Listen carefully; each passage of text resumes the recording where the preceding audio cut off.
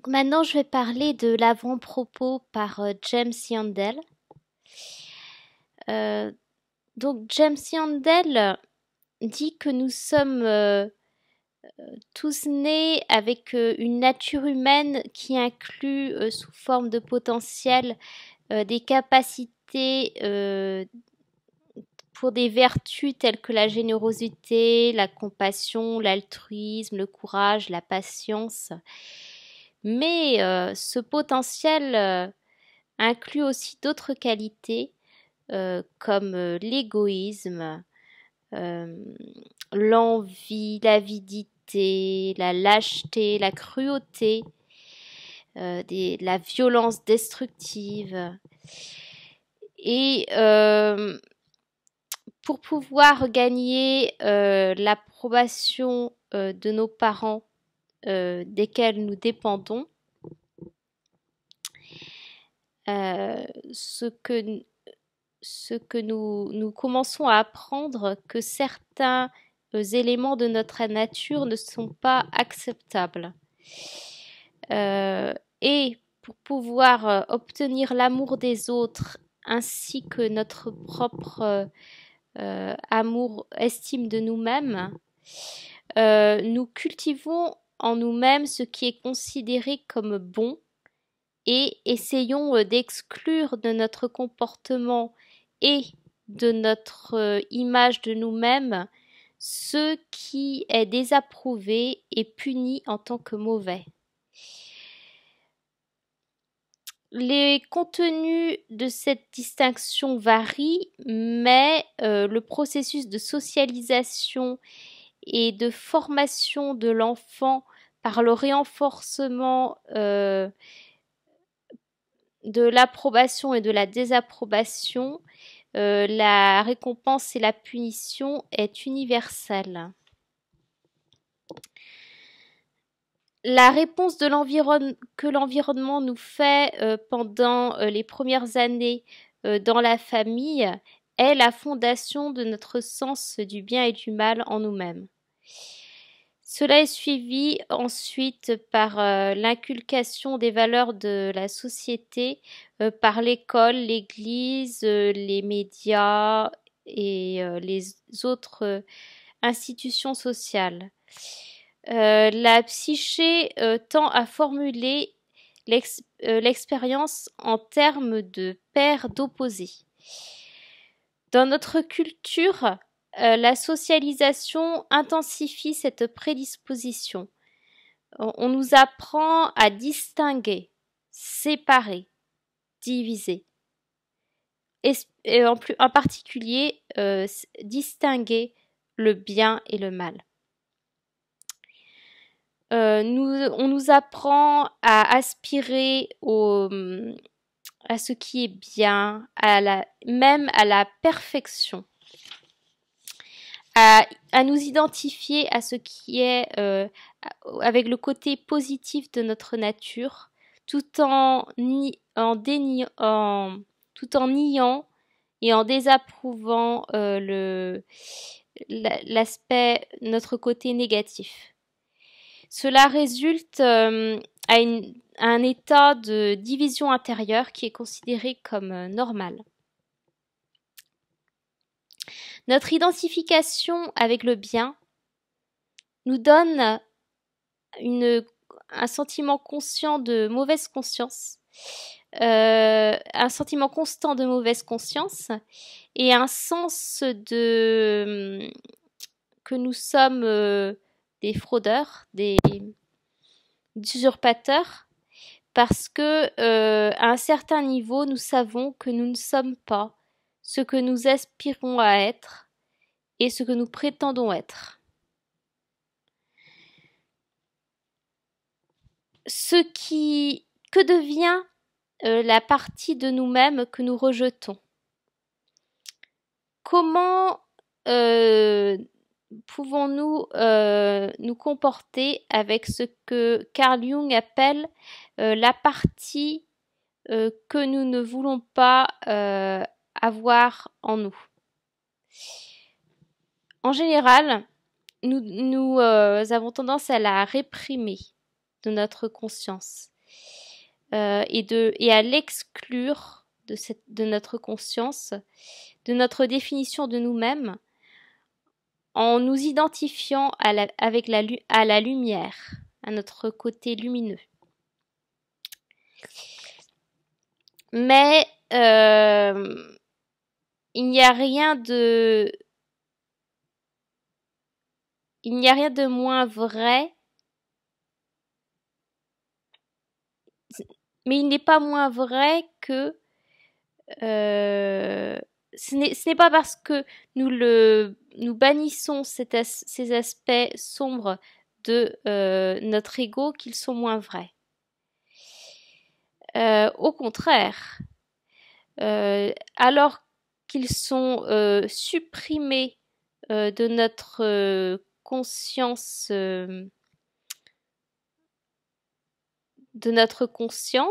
et de notre contrôle, ils gagnent un pouvoir autonome. Ils sont pleins d'énergie et trouvent des moyens pour s'exprimer, souvent sous des formes clairement visibles aux autres, mais pas à nous-mêmes. La partie de notre nature que nous rejetons est ce que Jung appelle l'ombre. La métaphore optique reconnaît que l'ombre est ce qui est produit par la lumière, et c'est l'ombre de la lumière, et donc c'est la conséquence et l'inverse de la conscience. L'ombre inclut les portions primitives et non développées, qui n'ont jamais été conscientes, ainsi que ce qui a été expérimenté et rejeté par l'ego. Il fut un temps où Jung disait que l'ombre était la totalité de l'inconscient et qu'elle avait des niveaux individuels et personnels. Tout ce que je supprime de mon concept de moi-même et de mon identité officielle va différer de ce que vous identifiez, de ce que vous excluez de la vôtre. Il y a aussi un niveau culturel. Les notions de bien et de mal de notre nation sont différentes de celles d'une autre nation. Il y a donc des niveaux collectifs universels de l'ombre. Par exemple, l'agressivité humaine et sa destructivité, qui menace de détruire la planète par la guerre nucléaire, la pollution et la consommation sans limite. Donc la simple répression n'est pas suffisante pour conserver notre sens de notre vertu et de notre supériorité. Il est nécessaire que les contenus exclus de l'ombre aillent quelque part, qu'elles prennent une forme extérieure, qu'elles soient personnifiées. Comme pour Dr. Jekyll, il a besoin pour être stable en tant que Dr. Jekyll de Mr. Hyde. La projection est ajoutée à la répression. Et les éléments rejetés de la personnalité trouvent un lieu, un refuge à l'extérieur, là-bas. C'est-à-dire que tout ce qui est nié, rejeté à la maison est découvert chez une autre personne ou un groupe. et qui sont vus comme inférieurs, sous-humains, le vilain et l'ennemi. Le méchant et l'ennemi. C'est un arrangement qui satisfait beaucoup de monde. Ainsi, une personne peut se sentir libre de façon confortable de ce qu'il méprise, condamne, et donc la personne projette le mal sur les autres. Cela se produit chez l'individu ou au niveau collectif. Un État peut désigner un autre État comme l'Empire du Mal ou le Grand Satan. L'estime de soi individuelle ou collective est supportée par le combat contre l'ennemi. Et donc c'est souvent un moyen de détruire souvent le but de détruire l'ennemi, et souvent détruire l'ennemi, c'est un moyen d'éradiquer le mal pour toujours. Le but et donc c'est le but qui est recherché afin d'obtenir le triomphe de la lumière sur les ténèbres. Par exemple, dans le cas de Hitler, il projetait le mal sur les Juifs et cela l'a conduit à son programme de purification de l'Allemagne en les exterminant. En voulant faire de l'Allemagne Judenrein, alors je vais chercher ce que ça veut dire parce que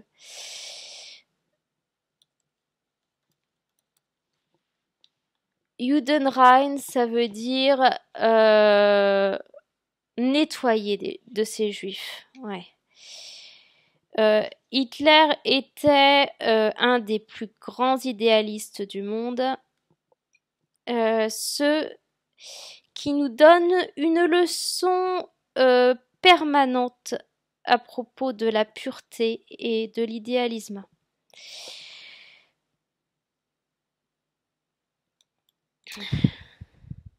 Une étape plus loin de ce processus est la projection mutuelle de l'ombre, dans laquelle chaque paire de personnes, d'États, de groupes ou d'États joue le rôle de l'ennemi de l'autre. Ces arrangements peuvent être remarquablement stables et de longue durée. La danse des adversaires peut être contenue et ritualisée, ainsi que le duel de certains mariages, débats formels, système de politique à deux parties, sport bipolaire et les jeux et d'autres jeux dans lesquels un côté gagne et l'autre côté perd. Ou cela peut être non contrôlé et très dangereux dans le cas des conflits entre les races et dans la guerre froide. Donc entre des paires d'États dont la stabilité repose de façon fragile sur la menace de destruction mutuelle. Dans un âge de l'armement nucléaire, qui sont prêts à l'armement nucléaire qui est prêt pour la destruction et à cet âge, la projection mutuelle de l'ombre devient quelque chose de catastrophique, potentiellement catastrophique.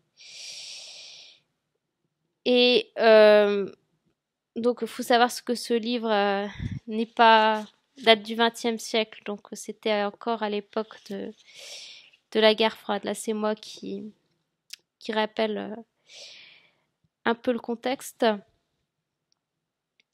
Donc, James Yandel, enfin, le livre ne date pas de la guerre froide, mais l'avant-propos de James Yandel date de la période de la guerre froide.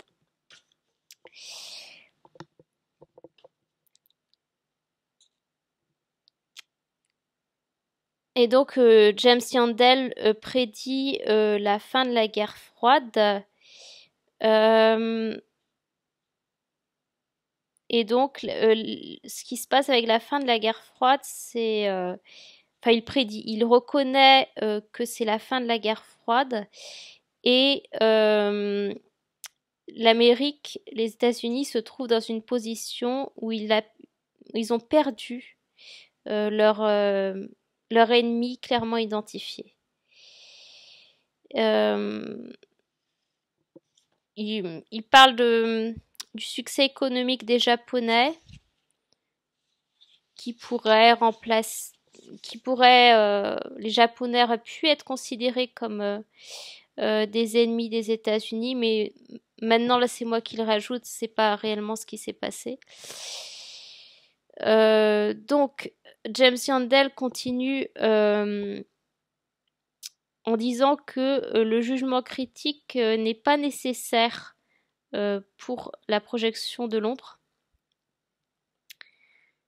Mais quand le doigt est pointé, il est utile de regarder non seulement vers quoi il pointe, mais aussi il faut regarder qui pointe son doigt pour savoir quelles sont les motivations et les bénéfices qui résident ici. L'élévation de soi en dénonçant les autres est tellement tentante et gratifiante et tellement universelle qu'il n'y a aucune condamnation du mal apparent qui devrait être prise pour argent comptant.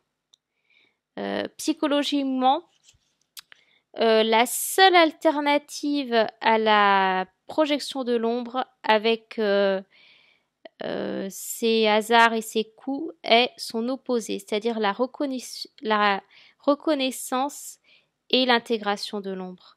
Et donc c'est le sujet de ce précieux volume d'Eric Newman qui est donc rendu de nouveau disponible dans cette nouvelle édition. J'aurais voulu juste, avant de continuer, de lire cet avant-propos, voir si je pouvais avoir la date de la première édition.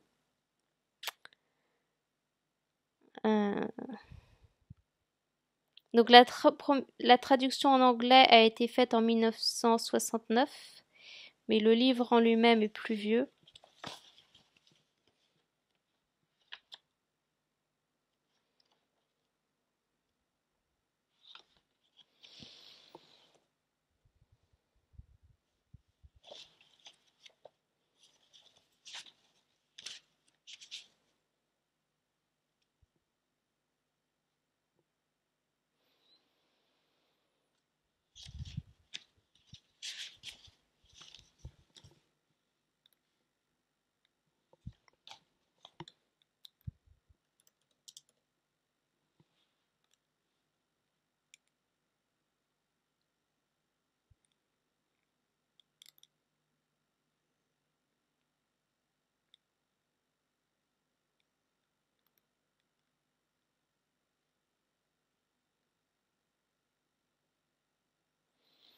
Alors j'ai pas la date, je trouve pas la date de la première édition du livre. Peut-être que ils vont en parler dans les prochains avant-propos que je n'ai pas encore lus.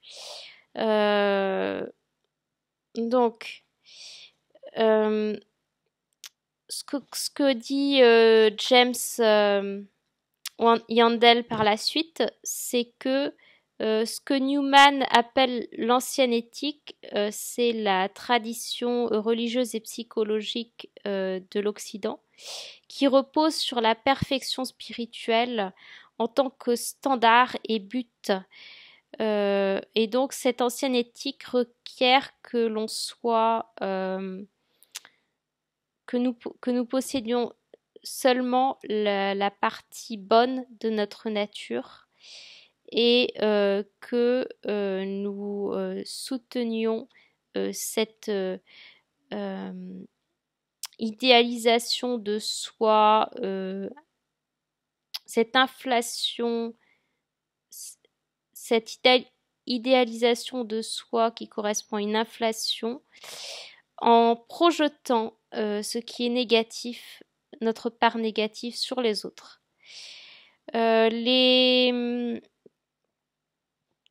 Donc la psychologie des profondeurs nous permet, d'après Eric Newman, euh, nous donne la permission et les moyens d'aller plus loin que cette pratique vers une nouvelle éthique qui, libérée de l'ambition futile et de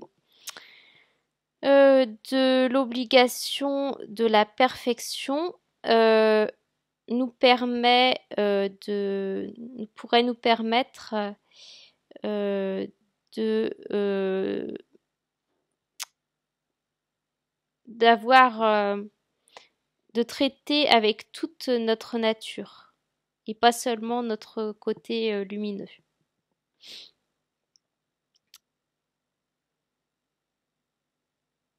Et dans cette orientation, la valeur la plus élevée n'est plus la perfection, mais la complétude et la réalité.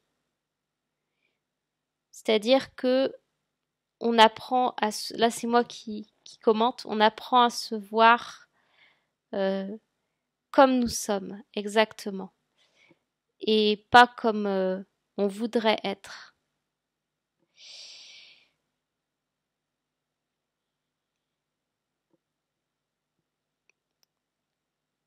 Une telle éthique nécessite que l'on reconnaisse et que l'on traite directement avec notre humanité, avec ce qui dans notre humanité n'est pas bienvenu, plutôt que de le projeter sur un ennemi qui est le porteur de notre ombre rejetée. Cela devient une nécessité psychologique pour nous, même si nous souhaitons le détruire, cet ennemi. Cette proposition de Newman est, d'après James Yandel, cette proposition est révolutionnaire. Chaque psychothérapeute sait qu'avec le retrait des projections, que le retrait des projections est la partie la centrale et la plus difficile du travail. Trouver et détester son propre mal chez les autres est familier et habituel. Et c'est paradoxalement confortable quand quelqu'un est dans une rage paranoïaque. Cela peut être paradoxalement confortable d'être dans une rage paranoïaque. Alors moi, je fais un petit commentaire pour dire que oui, il y a beaucoup de personnes qui éprouvent du plaisir à critiquer les autres et à se sentir victime des autres.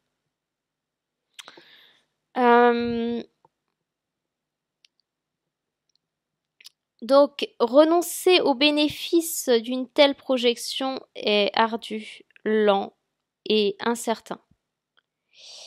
Le problème, c'est que notre estime de nous-mêmes euh, est temporairement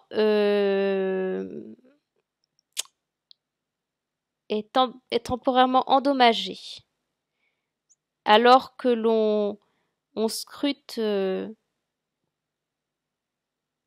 dans chez l'autre ce qui correspond à ce qui est en nous-mêmes. Ce qui est le encore plus difficile, c'est reconnaître notre propre, reconnaître le mal en nous et aussi, oui, donc le plus difficile, ce qui est encore plus difficile que de reconnaître le mal en nous, parce que ça peut avoir un certain glamour. Ce qui est encore plus difficile, c'est de reconnaître à quel point nous sommes ordinaires, euh, que notre fondation en tant qu'animal mortel est banale. Et cela peut être la reconnaissance de notre banalité en tant qu'animal mortel peut être une expérience de déflation pénible. Mais il peut y avoir de l'or dans cette boue et l'intégration de l'ombre, à mesure que l'intégration de l'ombre se produit, nous retrouvons notre substance, notre énergie, notre imagination créative qui avait été consignée à la poubelle ou au diable. Ainsi, nous avons la force qui vient, nous recevons la force qui vient avec le fait d'être en accord avec la réalité, plutôt que de chercher désespérément la, une fausse, de se reposer sur une fausse identité. Et ainsi, on reconnaît le coût élevé et la vraie pauvreté de l'identification précédente avec le bien. L'effet ultime, la conséquence ultime de ce changement de l'ancienne éthique vers la nouvelle, c'est le soulagement, la revitalisation et une nouvelle compétence pour traiter avec ce qui est vrai plutôt que pour traiter les vrais problèmes plutôt que des problèmes inventés. Ainsi, on se dirige vers la complétude. Mais si cela est difficile pour les individus têtus,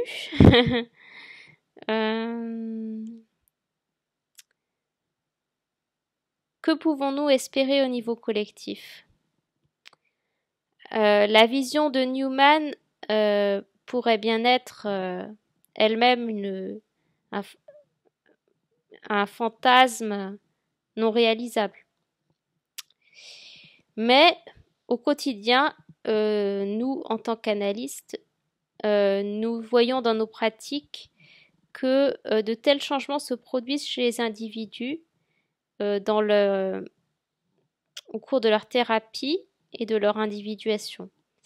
Au niveau collectif, les expériences partagées et la conscience du danger, comme une menace de destruction atmosphérique ou d'annihilation nucléaire, peuvent produire une nouvelle conscience d'un ennemi commun transcendant la structure précédente qui consistait à être des adversaires.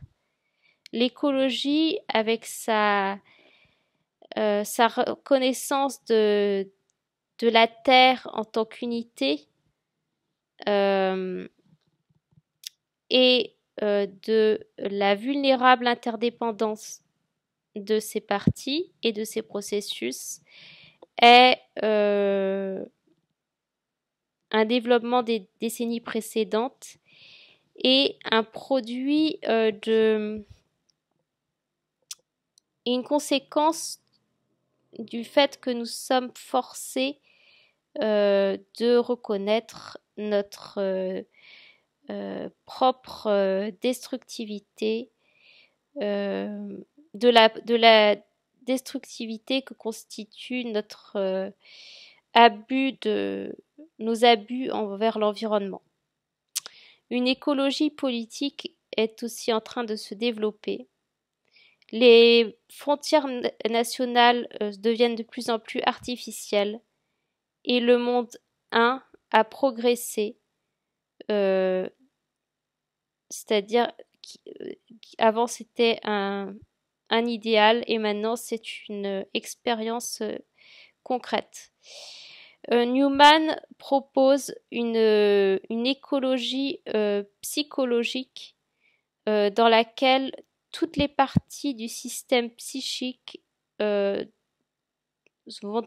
être reconnues, appropriées et intégrées dans le fonctionnement total. Cela pourrait bientôt être possible, mais cela pourrait bientôt être possible et c'est certainement une nécessité. Jung disait en 1959, en réponse à une interview par John Freeman, qui lui posait la question de la probabilité d'une nouvelle guerre mondiale. On lui a posé la question en 1959.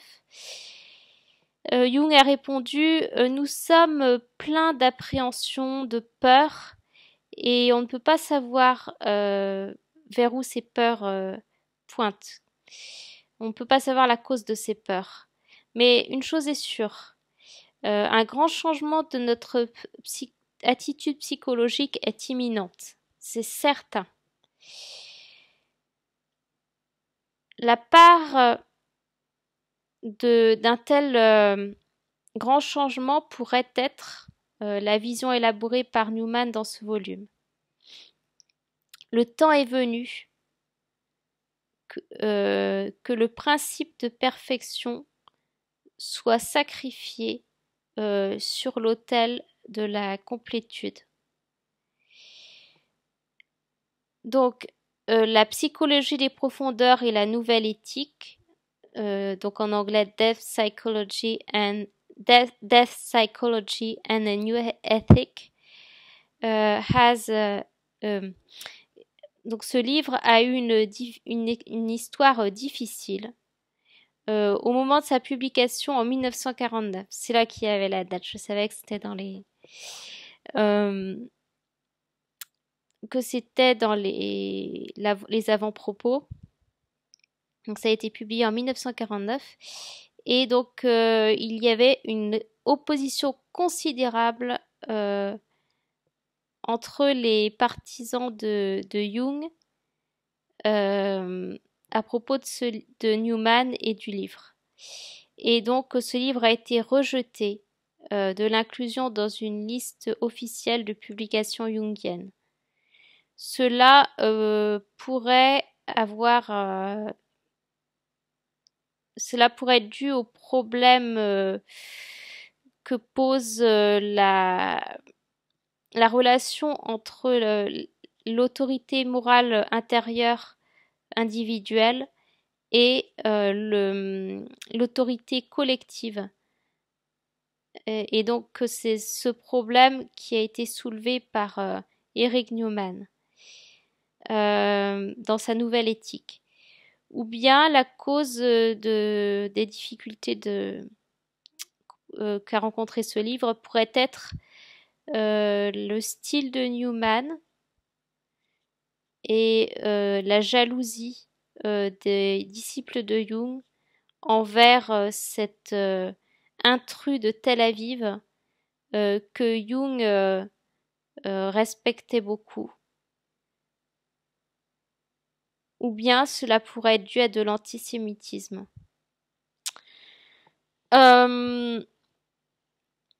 Malgré la défense de Jung envers ce livre n'a été traduit en anglais que 20 ans plus tard, et alors que les autres livres de Newman sont devenus des classiques jungiens. Ce livre a été négligé, et dans les années récentes, il n'était plus imprimé en anglais. Dans sa richesse et le fait un livre qui est aussi succinct et dans le fait que ce livre est vraiment d'actualité